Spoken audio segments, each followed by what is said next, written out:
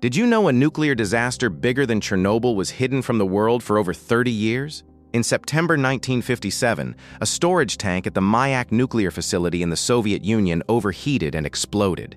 The blast sent radioactive material across 70,000 square kilometers. Towns were evacuated with no explanation given. Residents were simply told to leave. Some communities stayed in contaminated zones for years. Then the Soviet government did something chilling. They erased the affected towns from official maps entirely. The places just ceased to exist on paper. The disaster had no name, no acknowledgement, no warning to the outside world. People in those villages had no idea what was killing them.